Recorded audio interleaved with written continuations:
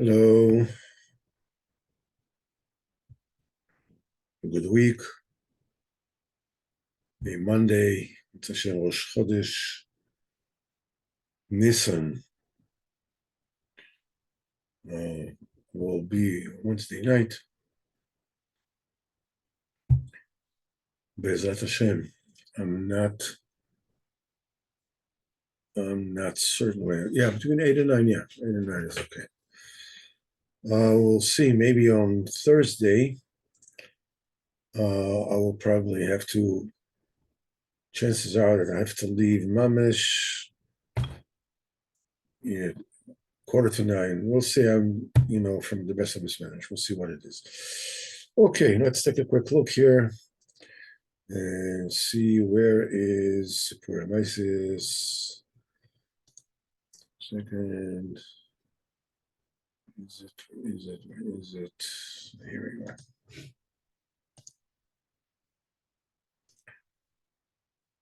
All right. So, as we have said,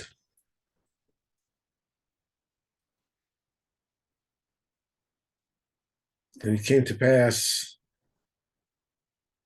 all the king's people ascended to their place to renew their powers. And we said the day came to pass, there was a very great storm wind in the world. Some mixed and topped the entire world, overturned sea to dry land and dry land to sea, wilderness to settlement, settlement to wilderness, and overturned the entire world.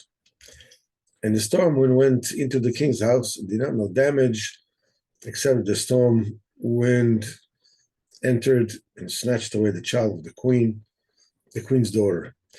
Amidst the commotion, as soon as the storm wind snatched away the precious child, the queen's daughter pursued after him, as did the queen, as did the king, until they were all scattered, and they knew not where they were. And we will all not there doing all this, because we had gone up each to his place to renew his power, as mentioned. And when we returned, we found none of them, as mentioned, and the hand, which all the wisdom was written on it, was also lost. And since then, we have all been scattered, since we're no longer able to go up each to his place to renew his power. Since after the entire world has been overturned, mixed up, all the locations of the world has been exchanged and changed, sea to dry land, etc.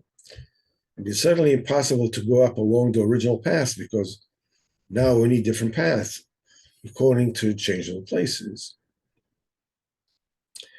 Therefore, we'll no longer be able to go up each to his place to renew his power. But the impression that remains by each of us, meaning, talking the little bit that has remained by each of us from long ago, is also very great. And if this warrior is actually the king's warrior, he's certainly a very mighty warrior. This is what the prayer master said to the people.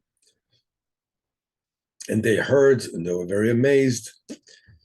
And they said that he is continually coming closer to the count, each time sending his emissaries until he arrived by them, and he stood outside the city and sent his emissaries to them for them to tell him whether they want to submit themselves or not. And they were terrified of him. They requested the prelate to give them advice, and he told them that it was necessary to inspect the manner and behavior of this warrior in order to thereby know if he is the king's warrior. And the prayer leader went, and he went out to the warrior, and he arrived at the warrior's camp and began to speak with one of the warriors, one of his soldiers. One of his guard, to clarify if he's that warrior. And the prayer leader asked him, "What is your story, man? What are you doing, literally? How did you get connected with him?" And he, i.e., the guard, replied to the prayer leader. It was like this. It is written in their chronicles how there had been a great storm in the world, changing sea to dry land to sea, wilderness to settlement, etc., mixing up the entire world. And after the noise and the upheaval, the entire world had been so mixed up, the people of the world decided to appoint for themselves a king. And they investigated who ought to be made king over them. And they clarified, and they said, since the essential thing is the ultimate purpose in life. In other words, if you want to know, when you ask somebody who is not religious, asking, what do you want to do in life? So chances are, that they're going to say, I have no idea. I don't know what I want to do in life.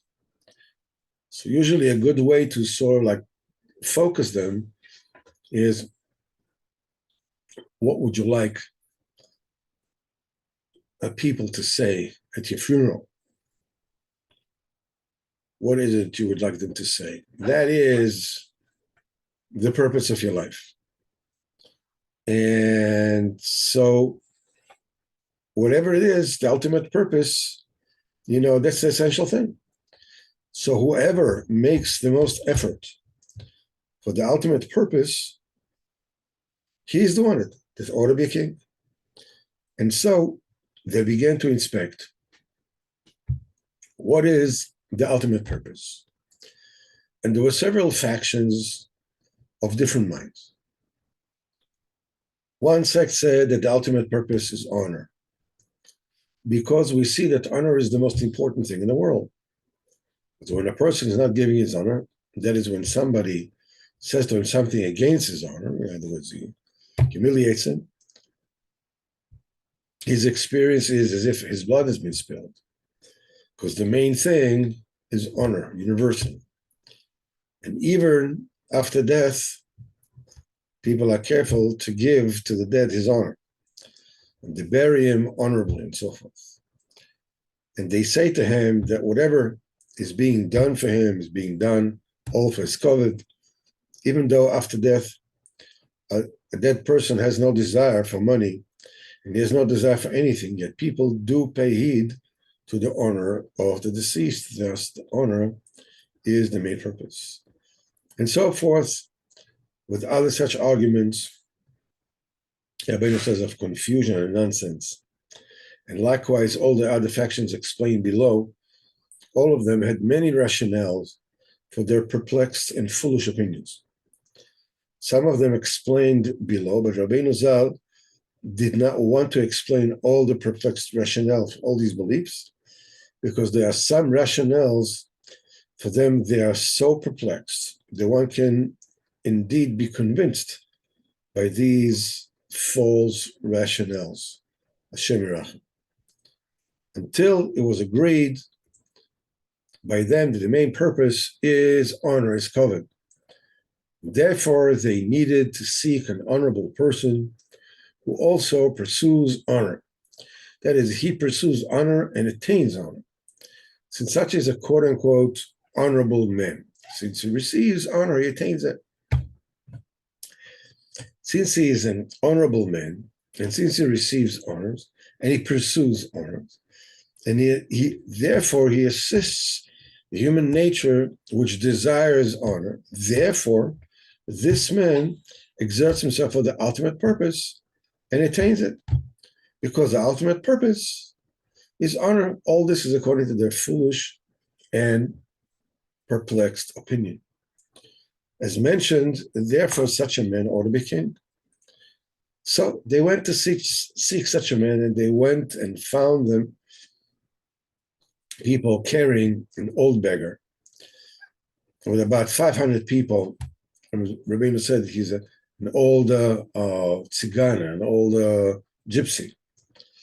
And there were 500 people around him. They were following him. They were all of them gypsies. And he too was a gypsy. And their beggar And this beggar was blind, a hunchback, and mute. And all these people that followed him, because they were all his relatives, because his sisters and brothers and descendants, until they all became a large group who all followed him and carried him. And he was very strict about his honor.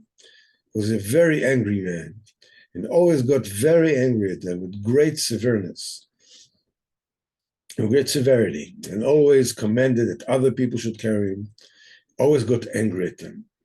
Since this elderly beggar is very quote unquote honorable man, because he has such honor, and also pursues honor, because he's so strict over his honor, as mentioned. Therefore, this beggar pleased this sect, and they accepted him as king. And since geography influences the character traits, because they are terrain that endangers and conducive to honor, likewise different terrain endangers different traits. Therefore, this particular sect, who probed for themselves that the main purpose in life is honor, they sought a country that engenders honor.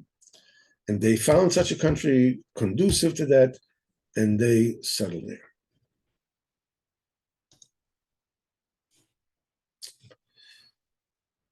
Let's just take a quick look at what it is that we have read here.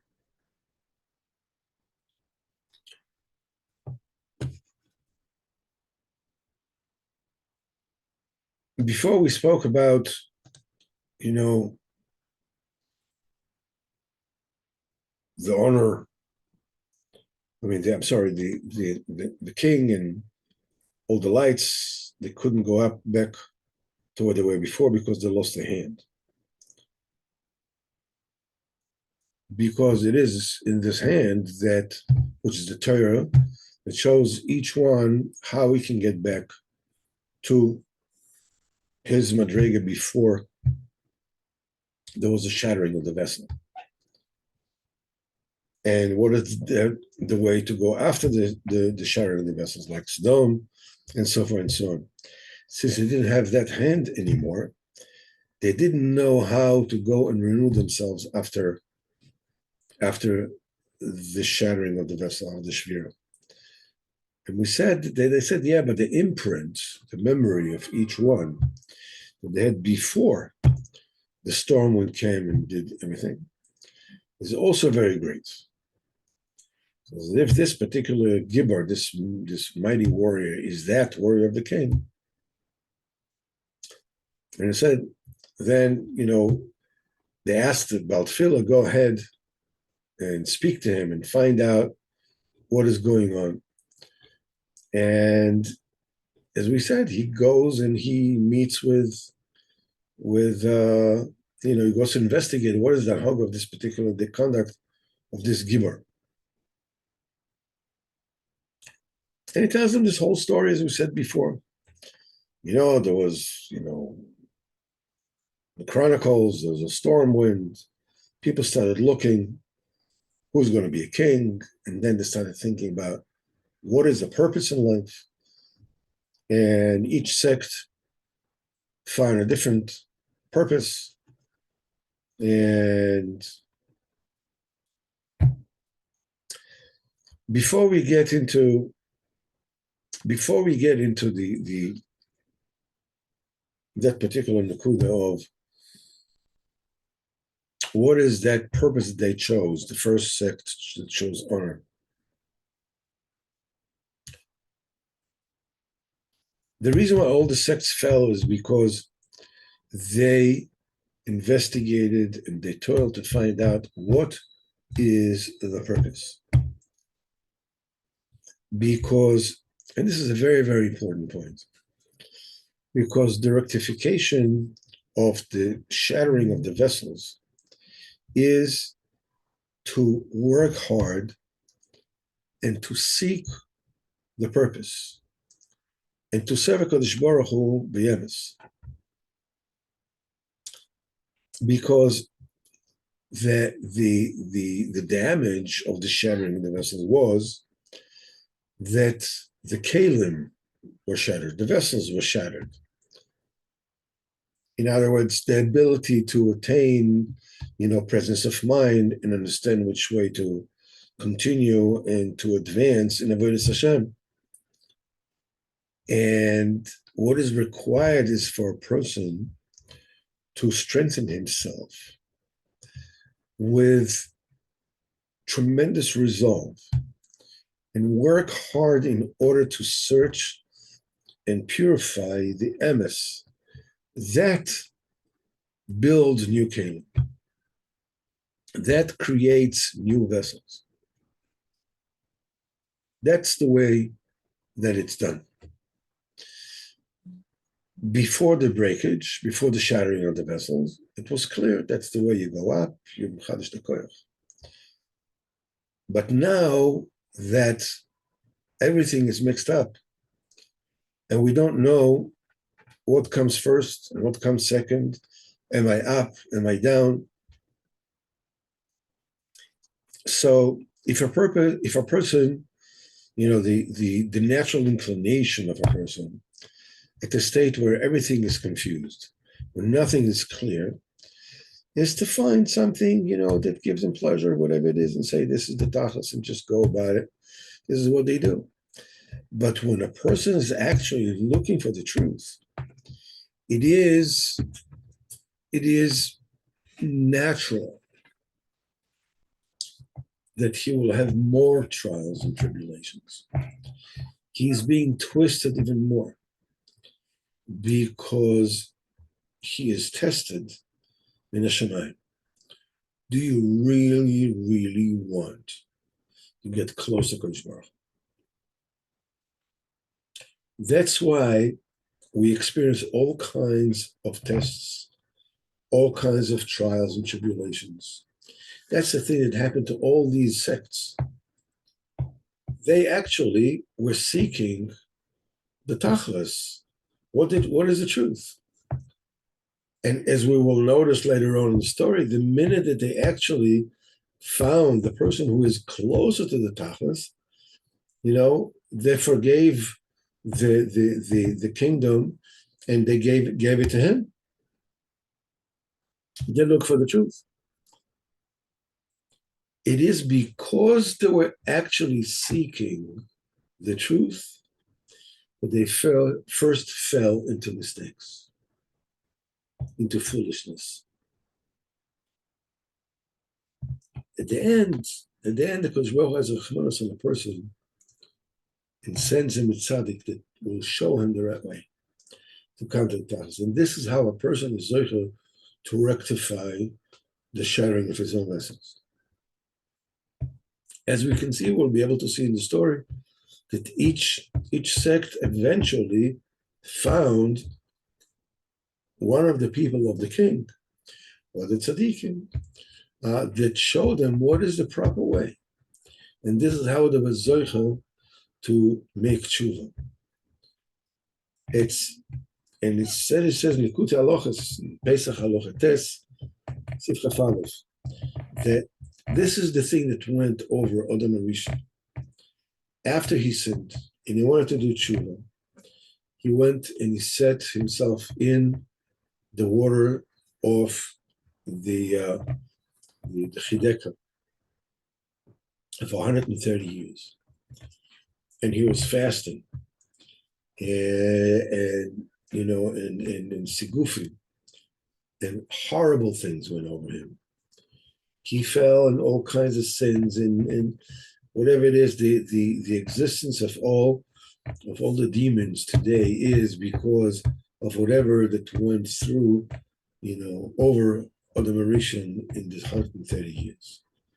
But he held himself and wouldn't let himself go until Dafka it is through that he came to his tikkun. The main nakuda that we need to take from this is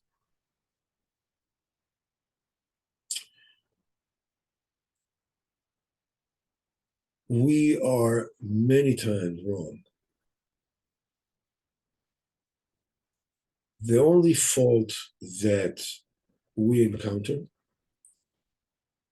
The only quote unquote unforgivable fault is not seeking the truth. What do you want? That's my life. Seems okay.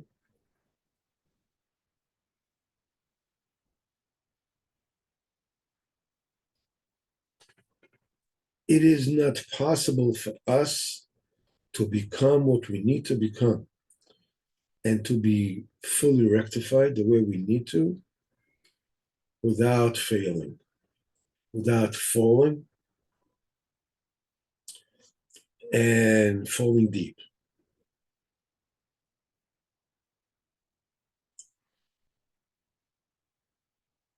We fall deep not because we don't care, because if a person falls deep because he doesn't care,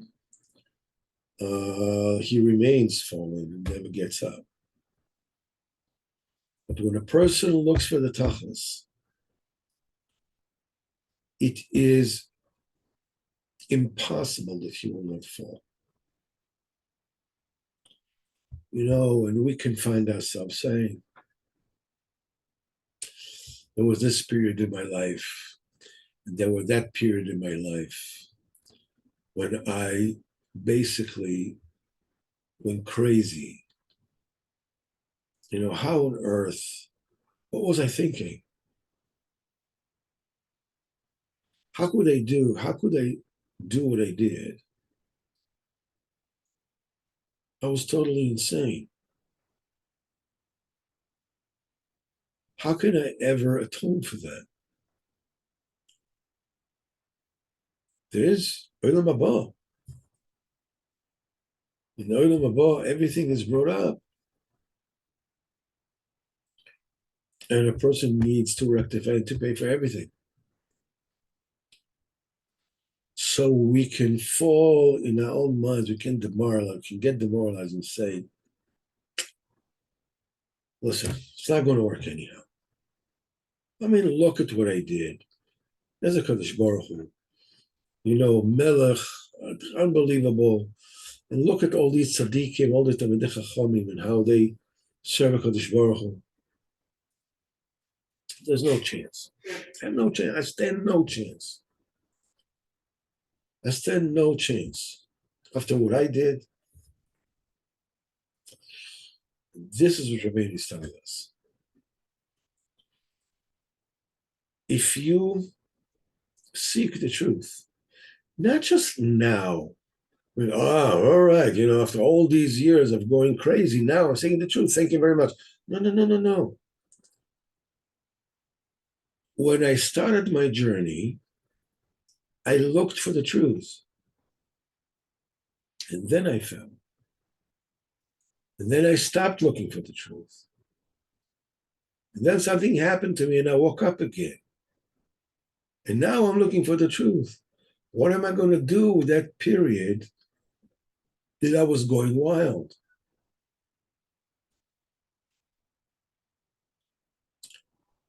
The answer is that going wild, that going crazy is part of the search for the truth that you have searched from the moment that you realize there is such a thing called truth.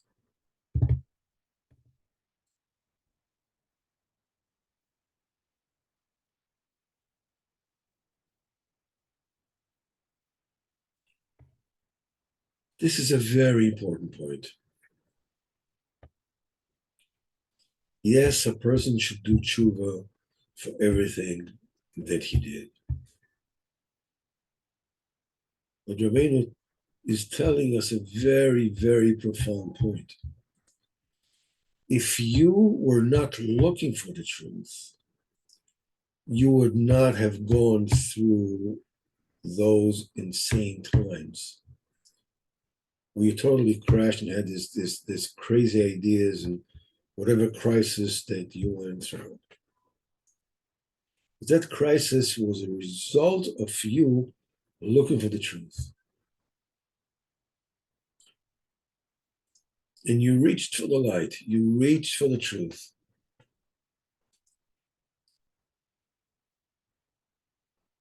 Maybe you went to Kodesh Baruch Hu and you spoke to him, and you felt there's like a deep seated like a dark place inside you, harboring some kind of shameful thoughts, desires that you were carrying from your youth. You decided that one day I'm going to talk to Kodesh Baruch Hu, I'm going to tell him as it is, and you lay it bare, and you say it the way it is, and seemingly right after that, everything goes haywire. You go totally crazy. You go totally off the track. You start doing things that are so against everything that you hold. You become so lost. Sometimes it can take you years to get out of it, during which you're doing all kinds of the most insane stuff you can think of. And you look back at it as maybe, when I spoke about it, when I searched for it, when I bared my soul about this particular secret of secrets that I didn't dare look at, when I opened it up, maybe I did it the wrong way. Maybe it was like it was like a derech eret. Maybe it's like I touched a tumor that is we're talking about people are going with tremendous crazinesses inside their heads, all kinds of taboos and urges that they carry from infancy, and you guys know what I'm talking about. And when you open it up, suddenly everything goes haywire, and you say, like, what did I do wrong? I shouldn't have done it. But the answer is you had to go through it. You had to go through it. You had to traverse the sea of mud and fall and stumble, get banged up in order to finally find the truth. I fell because I looked for the truth, because the only way to make vessels, to make kalim, to contain the truth, and be able to climb the ladder, to ascend the ladder, is by being dumped down and working, inching your way up. Now, the thing is that Rabbeinu says the hardest thing is not the physical toil that is involved in what you say, in what you're doing. The hardest thing to go through is the doubts in my own mind. Maybe I'm wrong. Maybe I'm just kidding myself. Maybe I really am bad. Maybe there really is no way that I can ever rectify myself. Maybe there's no way that I can do tshuva on what I did.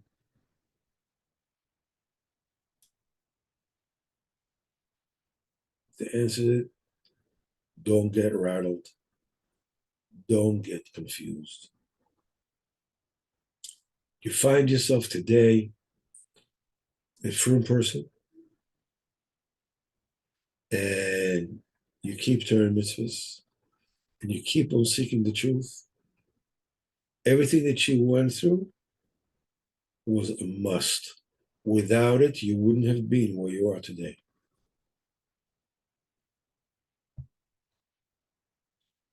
You should know many, many times that when a person gets very, very close to the tikkun, this is where everything gets upside down and topsy-turvy. It's normal. That's the way the things are done.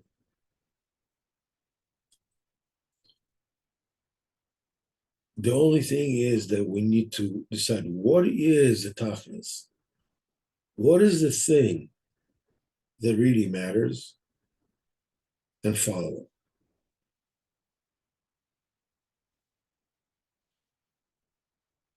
it. As it says, the Nosson says in Shabbos, we said it was a Shabbos.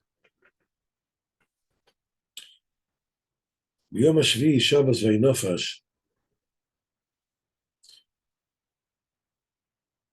So Nosson says there's a lacha that when a person exits, those days when on caravans, a person rides in a caravan, he doesn't remember which day of the week he's holding. He lost count of the days. He doesn't know which day is Shabbos. The halacha is that every day he will treat it as if it's Shabbos, and the only thing that he will do is the minimum that is required for him to exist, to subsist, to sustain himself. That's it, no more. And one day he should hold it as Shabbos. So the Gemara asks, just a second, what does this make? Since every single day you don't know if it's Shabbos, and every single, including that particular, Shabbos day, he's just doing the very minimum to subsist. So what's the difference? Just hold all day as possible Shabbos, and why do you have to declare one particular day that this is you're going to treat it as Shabbos? So the Gemara says, for that particular day, you have to do Kiddush and Avdal. Rashi explains,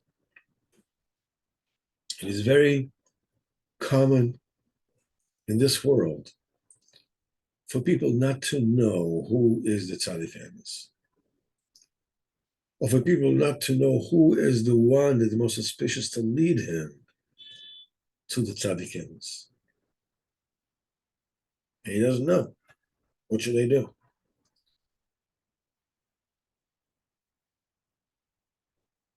So it also says, many people choose the opposite. We don't know. They're all liars. They're all this. Forget about it. I'm not taking anyone as the tzaddik emes.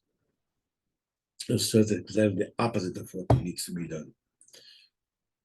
You have to treat all the tzaddikim, all the days, all the people that are keeping Torah mitzvahs, that learn Gemara, that keep halacha, all them are all Pchinas Shabbos. They're all Kedoshim.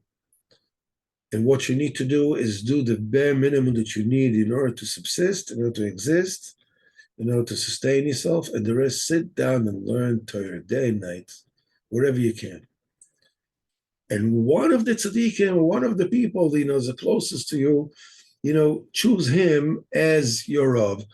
And B'ezrat Hashem HaKadosh Baruch Hu, if he's not the one, HaKadosh Baruch Hu will already lead you to the one that you need to be in. Don't worry. Don't worry. You're doing well. You're doing good. So, B'ezrat Hashem, as I said before, Hill, you weren't here. Tomorrow night, B'ezrat Hashem, we'll have shir. And Thursday night, obviously, we will also have a shir on I may have to leave at 8:45. I'm not sure. There's some kind of a phone call I have to get from America. I have to be back in my office at 9 o'clock. We'll find out what this story is. But Mitzvah Hashem, I'll let you know by tomorrow what the story about it is, about Thursday. Mitzvah Hashem, Kol Tov, and we'll see each other in Mitzvah Hashem on Thursday. Kol Tov.